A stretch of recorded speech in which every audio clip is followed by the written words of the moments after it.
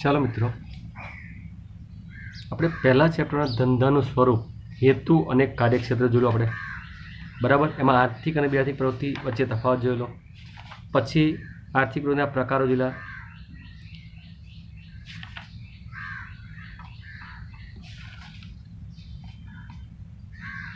ધંધો, વ્યવસાય, રોજગાર.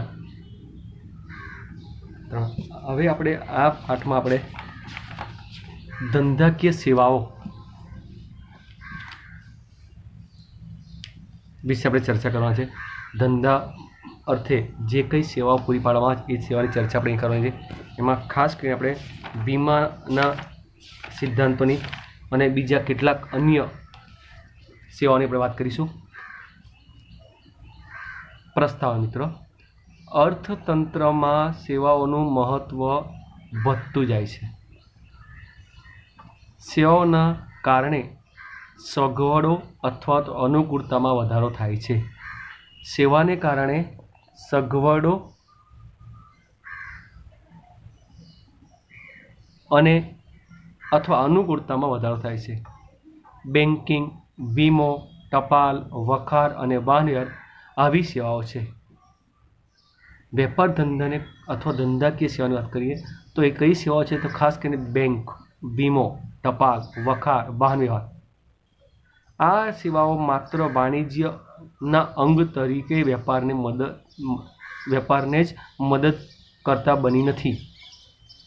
આ સેવાઓ માત્ર વાણિજ્યના અંગ તરીકે વેપારને મદદ કરતા બની નથી, પરંતુ તેનાથી પણ આગળ વધીને ઉદ્યોગ, ખેતી અને અન્ય તમામ ધંધાને મદદગાર બને છે.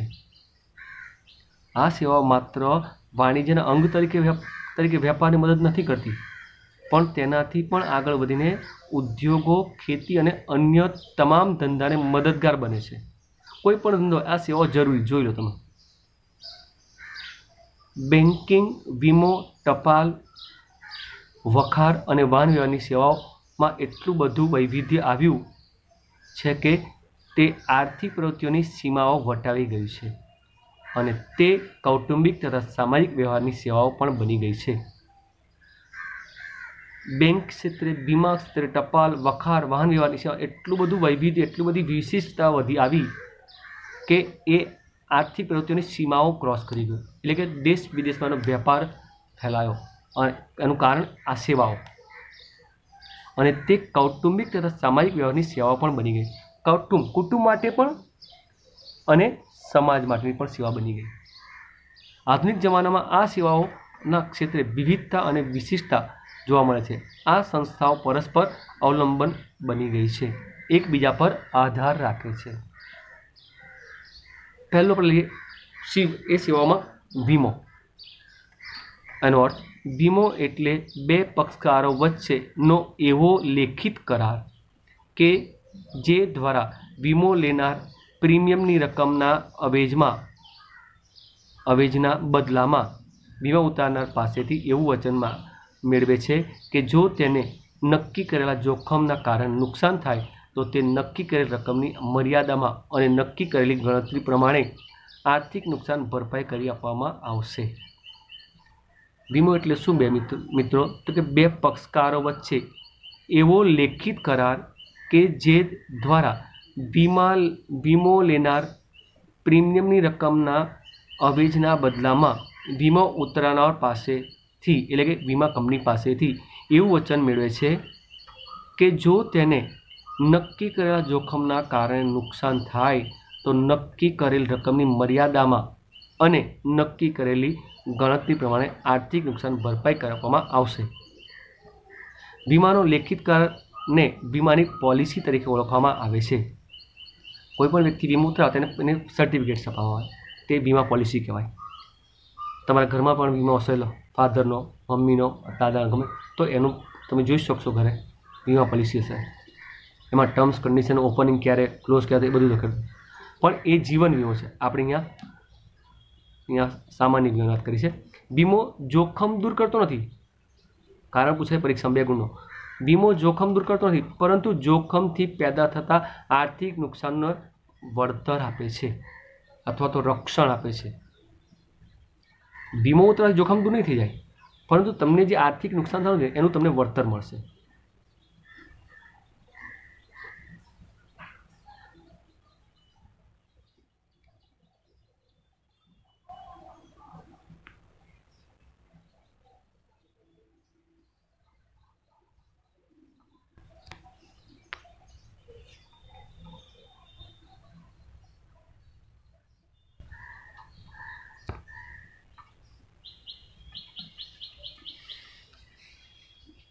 વીમાના સિદ્ધાંતની વાત કરીએ. વીમાના મૂળ સામાજિકતા સાથે સંકળાયેલા છે. વીમાના જે મૂળ છે એ સામાજિકતા સાથે સંકળાયેલા છે અને બે પક્ષકારો વચ્ચેનો કરાર બને છે. વીમાના મૂળ એ સામાજિકતા સાથે અને બે પક્ષકારો વચ્ચેનો કરાર બને છે. આમ વીમો સામાન્ય કરાર નથી અને તેને સામાન્ય કરારના કાયદાથી જોડી શકાય નહીં. વીમો વિશિષ્ટ કરાર હોવાથી તે સામાન્ય કરારના સિદ્ધાંતોનો ઉપરાંત નીચે જણાવેલા સિદ્ધાંતો પણ લાગુ પડે છે. એટલે વીમાના સિદ્ધાંતો, વીમાનો કરાર એ સામાન્ય કરારથી એને વિશિષ્ટ સિદ્ધાંતો લાગુ પડે છે. એમાં પહેલો સંપૂર્ણ ભરોસાનો સિદ્ધાંત. વીમાના કરારનો હેતુ નફો મેળવવાનો ક્યારેય નહીં હોઈ શકે. વીમા કરારનો હેતુ નફો મેળવવાનો ક્યારેય નહીં હોઈ શકે. વીમા કરારનો હેતુ નુકસાનનું આર્થિક વળતર મેળવવાનો છે. વીમા કરારનો હેતુ શું છે? તો કે નુકસાનનું આર્થિક વળતર મેળવવાનો છે. વીમાનો મૂળભૂત અભિગમ સામાજિક છે. આથી વીમા કરારના પક્ષકારોએ પરસ્પર સંપૂર્ણ ભરોસો મૂકવાનો છે. વીમો ઉતરાવનારે અને વીમો લેનારે બંને એકબીજા પર પરસ્પર સંપૂર્ણ ભરોસો મૂકવાનો છે. કરાર કરતી વખતે બંને પક્ષકારોએ પરસ્પરને જરૂરી હોય તેવી વીમા વસ્તુ અંગેની બધી જ માહિતી આપવાની છે. કોઈ વસ્તુ છુપાવવાની નથી. વીમો લેતી વખતે માહિતી પૂછવામાં ન આવી હોય છતાં જો કરાર ઉપર અસર કરતા હોય તો એક પક્ષે બીજા પક્ષને આપવાની હોય છે. વીમો લેતી વખતે માહિતી પૂછવામાં ન આવી હોય છતાં જો કરાર ઉપર અસર કરતા હોય તો એક પક્ષે બીજા પક્ષને આપવાની હોય છે માહિતી. કોઈપણ માહિતી છુપાવીને કરેલા વીમોનો કરાર એ દગો કહેવાય અને આવો વીમો રદ બાતલ ગણાય, કેન્સલ ગણાય.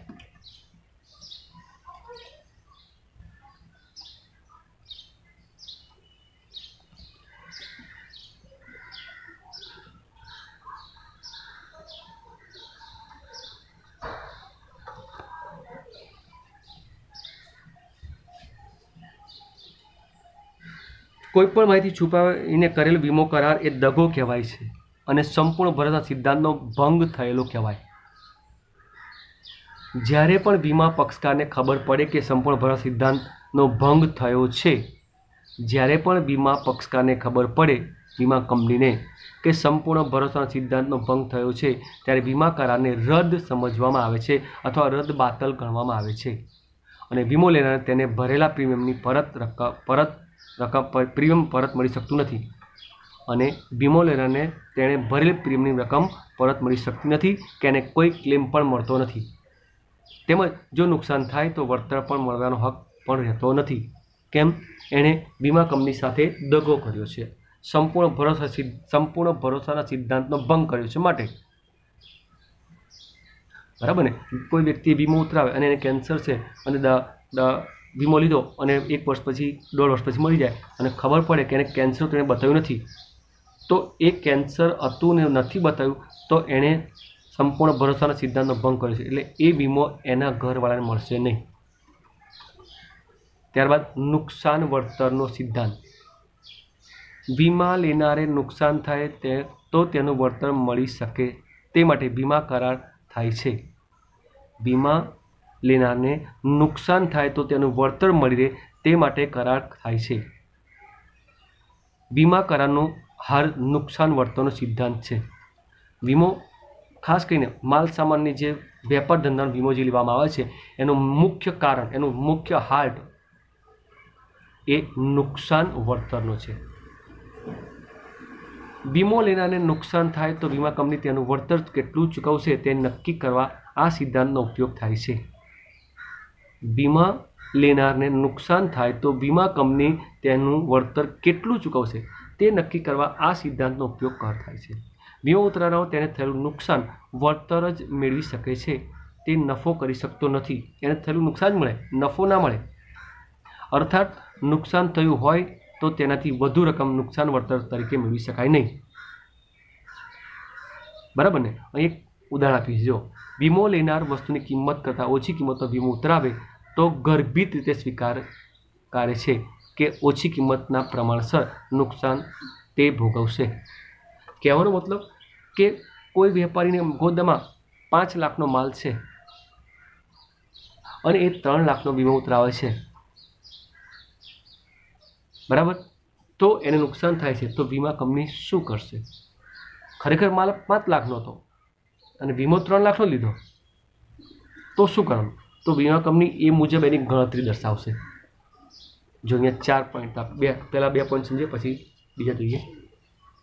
પહેલું, એક વ્યક્તિ તેની 5 લાખની વસ્તુને 3 લાખનો વીમો ઉતરાવે છે, પરંતુ વસ્તુ સંપૂર્ણ નાશ પામે તો વીમા કંપની માત્ર ને માત્ર 3 લાખ જ આપશે. ભલે અંદર 5 લાખની નહીં, 15 લાખની વસ્તુ કેમ ના હોય? તમે જેટલાનો વીમો લીધો એટલો જ તમને પ્રીમિયમ, એટલો જ તમને નુકસાન મળે, એટલું જ વળતર મળે. બીજું, એક વસ્તુની કિંમત 5 લાખ છે પરંતુ તેનો વીમો 3 લાખનો લેવામાં આવે છે અને તે વસ્તુ આંશિક એટલે થોડું ઘણું નુકસાન પામે છે અને 2 લાખનું નુકસાન થાય છે, અને એ જે 5 લાખની વસ્તુ છે વીમો 3 લાખનો લીધો છે અને જે નુકસાન થયું છે ને એ 2 લાખનું છે, તો વીમાની રકમનું પ્રમાણસર વળતર 1,20,000 મળશે. 5 લાખનો માલ છે, વીમો 3 લાખ લીધો, તો 2 લાખનું નુકસાન થાય તો કેટલું મળે? તો પદ મૂકવાનું, એનું પદ આવે. બરાબર? કે 3 લાખનો વીમો છે, 5 લાખનો વીમો છે તો 2 લાખ રૂપિયા, 5 લાખનો માલ છે તો નુકસાન 2 લાખનું, તો 3 લાખનો વીમો છે તો નુકસાન વળતર કેટલું?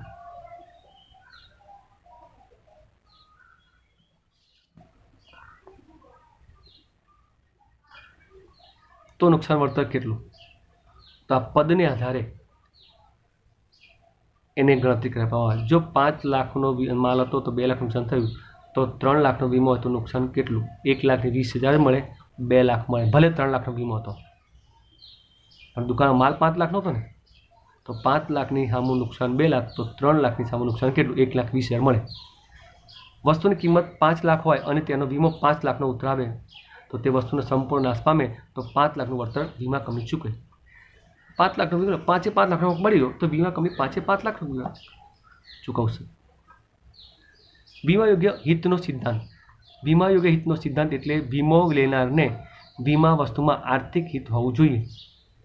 દાખલા મકાન માલિકને મકાનમાં આર્થિક હિત હોય, જ્યારે ભાડવતને મકાનના આર્થિક હિત ન હોય. મકાન માલિકોએ મકાન વીમો ઉતરાવે પણ ભાડત મકાન માલિકના વીમો ના ઉતરી શકે, એની અંદર એનું હિત હોવું જોઈએ. જ્યારે ભાડતને કોઈ હિત હોય નહીં, એને તો ખાલી મકાનમાં ભાડે રહેવાનું છે. મકાન કોનું છે? માલિકનું, તો માલિક વીમો ઉતરાવે. એટલે વીમા હિતનો સિદ્ધાંત હોવો જરૂરી છે. ત્રીજું, હક બદલાનો સિદ્ધાંત. ચોથો મુદ્દો, જ્યારે વીમો યોગ્ય વસ્તુનો વીમો લેવામાં આવે અને તે નાશ પામે તો વીમા કંપનીએ તેનું વળતર ચૂકવે ત્યારે નાશ પામેલ વસ્તુની માલિકી હક વીમા કંપનીને બને છે. બરાબર? જ્યારે વીમા ઉતરાવે છે કંપની, બરાબર, તો તેવા સંજોગોમાં નુકસાન થાય છે અને માલ બળી જાય છે અને બચેલો માલ છે એ બચેલા માલની માલિકી હક વીમા કંપનીનો બને છે. તેના ઉપર મૂળ માલિકીનો હક રહેતો નથી.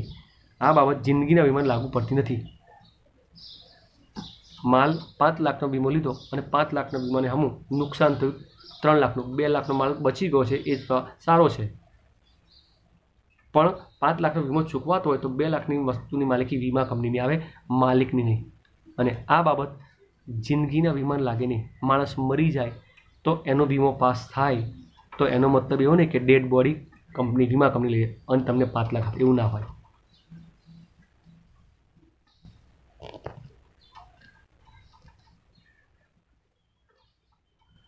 આપણે વાત કરીએ વીમાના પ્રકારો.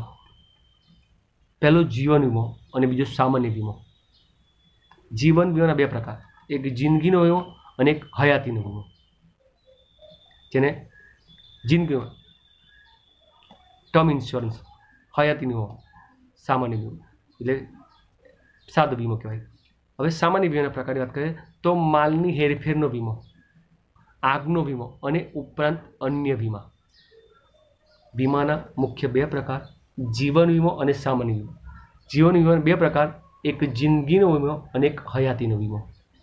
સામાન્ય વીમાના ત્રણ પ્રકાર, માલની હેરફેરનો વીમો, આગનો વીમો અને એ સિવાય બીજા અન્ય વીમા. તો માલની હેરફેરમાં કોનો સમાવેશ થાય? તો કે દરિયાઈ વીમો, હવાઈ વીમો, માર્ગ વીમો. આ સમયે જ્યારે માલ પસાર થતો હોય અને માલની હેરફેર દરમિયાન કોઈ નુકસાન થાય અને વીમો લીધો હોય તો એનું વળતર મળે. અને આગ, માલ વખાણો સંગ્રહેલો હોય અને માલનો આગનો વીમો લીધો હોય અને આગ લાગીને માલ બળી જાય તો એનું નુકસાન વળતર વીમા કંપની આપે. આ સિવાય અન્ય વીમા છે. નફા નુકસાનનો વીમો, કોઈ કંપની ધંધો કરે નફો થાય કે નુકસાન થાય એનો વીમો ઉતરાવે તો એને આધારે બી વીમો ઉતરે. સ્વાસ્થ્ય વીમો જેને આપણે મેડિક્લેમ કહીએ છીએ. લૂંટફાટનો વીમો, ઢોર ઢાંખરનો વીમો, સમૂહ વીમો, કંપનીના બધા કર્મચારી વીમો, સમૂહ વીમો, રમતગમતનો વીમો, વાહન વીમો, શાકનો વીમો, ત્રાહિત પક્ષ માટેનો વીમો જેને કહેવાય થર્ડ પાર્ટી વીમો, છેતરપિંડી સામે વફાદારીનો વીમો, અકસ્માતનો વીમો, કુદરતી આપત્તિ વીમો, કામદાર વળતર વીમો. આ બધા વીમાના પ્રકાર છે.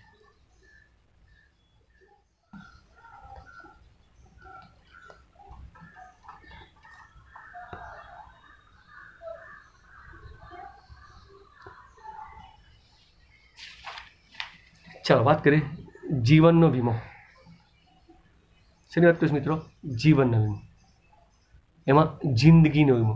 જે વ્યક્તિએ વીમો લીધો હોય તે વ્યક્તિનું મૃત્યુ થાય ત્યારે તેના વારસદારને વીમા કંપની નક્કી કરેલ રકમ ચૂકવવાનું વચન આપે તો તેવા કરારને જિંદગીનો વીમો કહે છે. જે વ્યક્તિનો વીમો લીધો હોય તે વ્યક્તિનું મૃત્યુ થાય ત્યારે તેના વારસદારને કંપની નક્કી કરેલું રકમનું ચૂકવવાનું વચન આપે છે તેવા કરારને જિંદગીનો વીમો કહે છે. વીમો ઉતરાવનાર વ્યક્તિ નક્કી કરેલ પ્રીમિયમ નક્કી કરાયેલ સમયાંતરે અને આ જીવન ભરે છે. જીવે ત્યાં સુધી એના વીમો ભરવાનો હોય અને મરી જાય પછી એને એના વારસદારને મળે, જીવતા ના મળે. એને એટલે એને કહેવાય જિંદગીનો વીમો. જિંદગી અમૂલ્ય છે તેથી તેની કિંમત નક્કી થઈ શકતી નથી. વીમા ઉતરાવનાર પોતાની જિંદગીનું જે મૂલ્ય આંકે તે અને પોતાની પ્રીમિયમ ચૂકવવાની ક્ષમતાના આધારે વીમાની રકમ નક્કી કરે છે.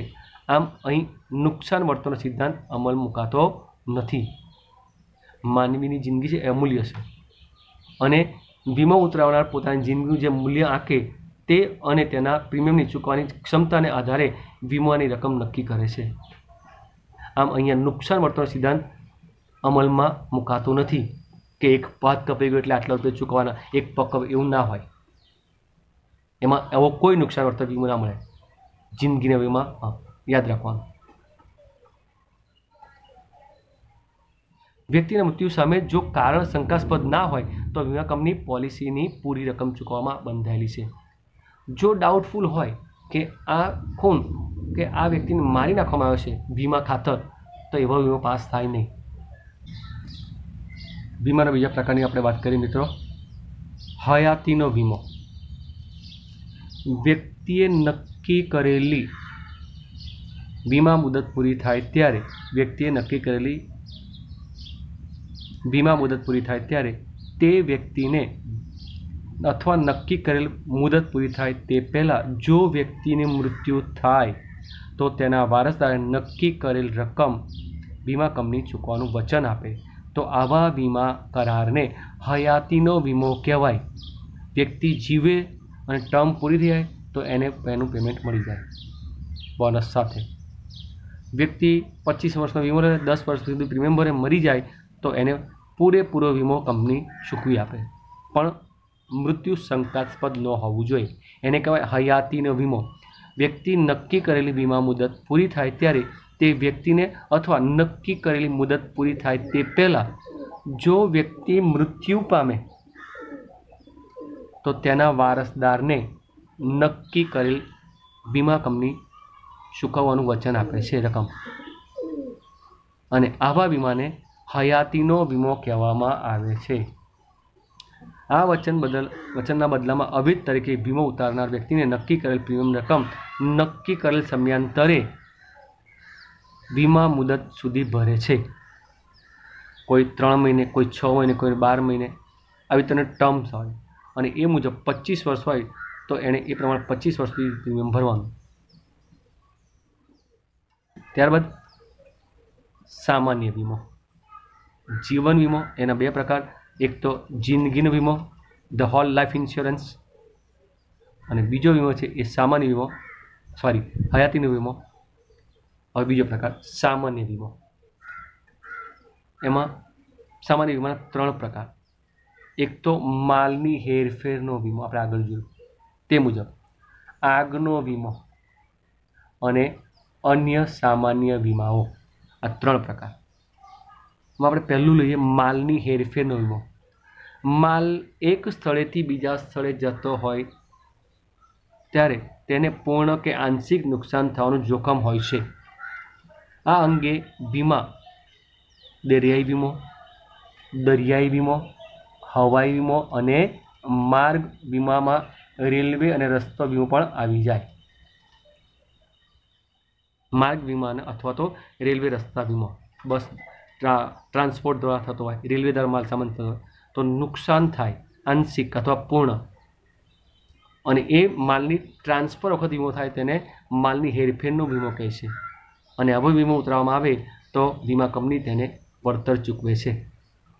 પહેલામાં જોઈએ દરિયાઈ વીમો.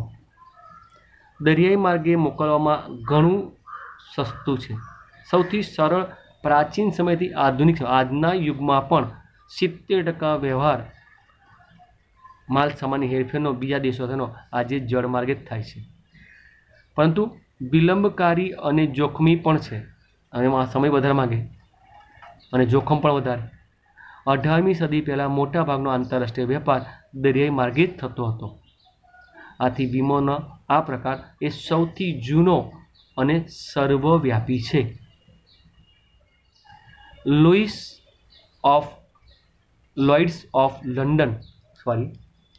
ઓફ લંડન નામની સંસ્થાએ દરિયાઈ વીમાની શરૂઆત કરેલી.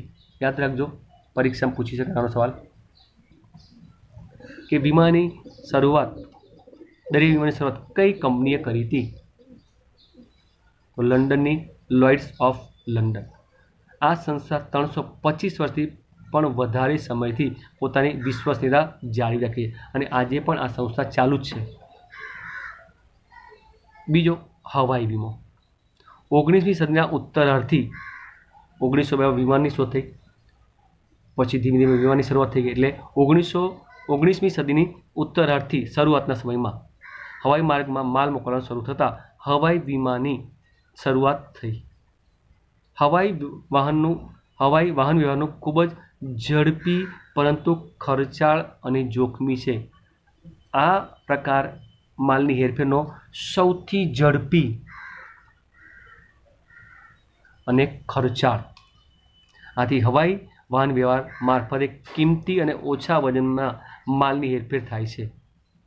કિંમતી અને ઓછું વજન એવું, કારણ કે વજન પ્રમાણે તેનો ભાવ હોય, એટલે હવાઈ મુસાફરી ઝડપી છે પરંતુ એમાં કિંમતી અને ઓછા વજનવાળી વસ્તુની માલની હેરફેર કરવામાં આવે છે. દરિયાઈ અને માર્ગ વીમાની સરખામણીમાં હવાઈ વીમોના પ્રીમિયમનો દર વધુ હોય છે, વધુ ઊંચો હોય છે. તમે દરિયાઈ વીમા દ્વારા માલ મોકલો તો એ મહિને પહોંચે, અને બાય પ્લેન દ્વારા મોકલો તો કદાચ એ માલ 2 દિવસમાં પહોંચે. તો પછી એ પ્રમાણે જોખમ પણ હોય, તો એ પ્રમાણે એનું પ્રીમિયમ પણ વધારે જ હોય છે.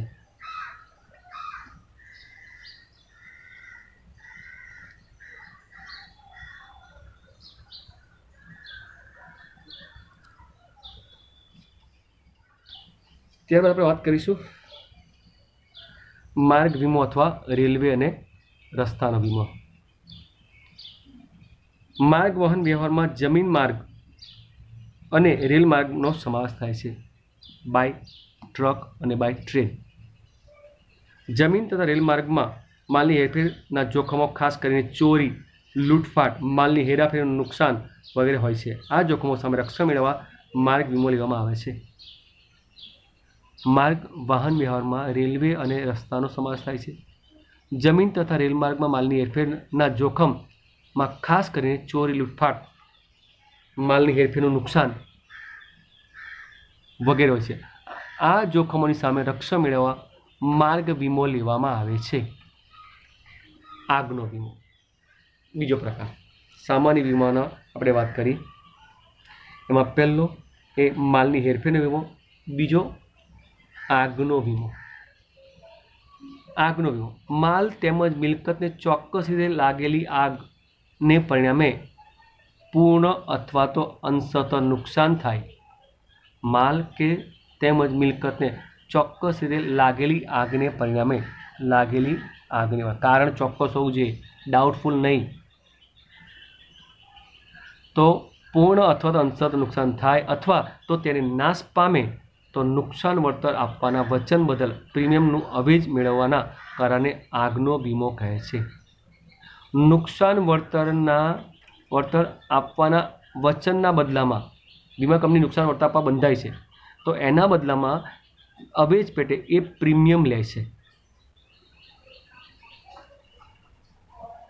અને આ કરારને આગનો વીમો કહે છે.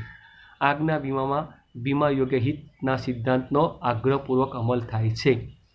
વીમો ઉતરાવતી વખતે તેમજ માલ મિલકતને આગથી નુકસાન થાય ત્યારે વીમાદારનું માલ મિલકતનું અચૂકપણે વીમો યોગ્ય હિત હોવું જોઈએ. વીમો ઉતરાવતી વખતે તેમજ માલ મિલકતને આગથી નુકસાન થાય ત્યારે વીમાદારનું માલ મિલકતમાં અચૂકપણે વીમા હિત હોવું જોઈએ. વીમો એની મિલકતનો હોવો જોઈએ, એના માલનો હોવો જોઈએ, એટલે એનું હિત હોવું જોઈએ. ત્રીજો પ્રકાર અન્ય વીમા. વીમા વ્યવસાયમાં વૈવિધ્ય આવવાને કારણે વીમામાં અનેક નવા પ્રકારો અસ્તિત્વમાં આવ્યા. જેમ સમય બદલાય છે, જેમ અપડેટ થતું જાય છે, એમ વીમામાં પણ અપડેટ આવ્યું. ગાયક તેના ગળામાંથી સૂર માટેનો વીમો, વિશિષ્ટ વીમો.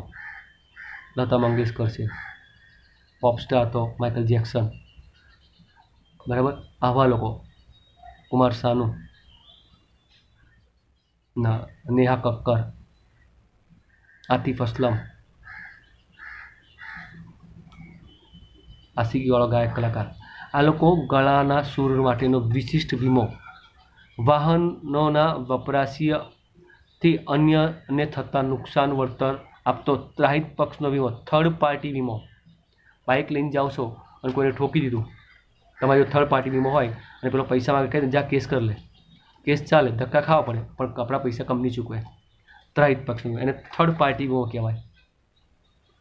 કામદાર વળતરનો વીમો, શ્રમિકો માટેનો વીમો, વિદ્યાર્થી સમૂહને થતા સામાન્ય અને સામાયિક નુકસાન વળતરનો વીમો, ડાક્ટરી સેવા સુશ્રાપ કરવા માટે વળતરનો વીમો, ધંધો બંધ રહેવાથી નફામાં થતા નુકસાન માટેનો વીમો. ધંધો ચાલુ હોય, વીમો ઉતરેલો હોય, અને જો ધંધો બંધ થાય એનું જે નફો થતો હોય એનું નુકસાન થાય તો એનો પણ વીમો. કર્મચારી દ્વારા થતી છેતરપિંડી માટે માલિકને થતા નુકસાન વળતરનો વીમો. રમતગમત સ્પર્ધામાં કુદરતી કે અકુદરતી પરિબળોના કારણે ન યોજી શકાય કે મુલતવી રાખવી પડે તો તેની થતા નુકસાન અંગેનો વીમો વગેરે અનેક પ્રકારના વીમાઓ અસ્તિત્વમાં આવે છે. ઓલિમ્પિક યોજાય, બરાબર, હવે માટે ઓલિમ્પિક યોજાવાની છે અને આ 2020નો સમય ચાલે, તમને ખબર છે, અને વાયરસ આવી ગયો, કોરોના વાયરસ.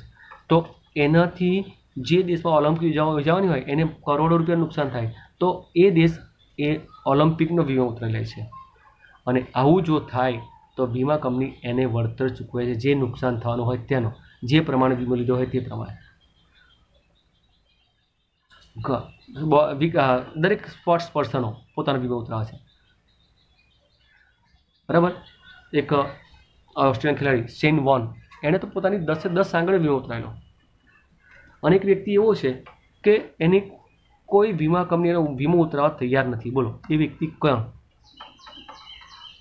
જેકી ચેન. એના તો શરીર એટલા બધા પાર્ટ્સ તૂટલા છે એને પોતાને ખબર નથી. એ વીમા કંપની ચોખ્ખું ના પાડે, એને વીમો નથી ઉતારતી. એટલે આ અન્ય વીમા વ્યક્તિના આરોગ્યની જાળવણી અને સારવાર માટે ખૂબ ખર્ચ કરવો પડે.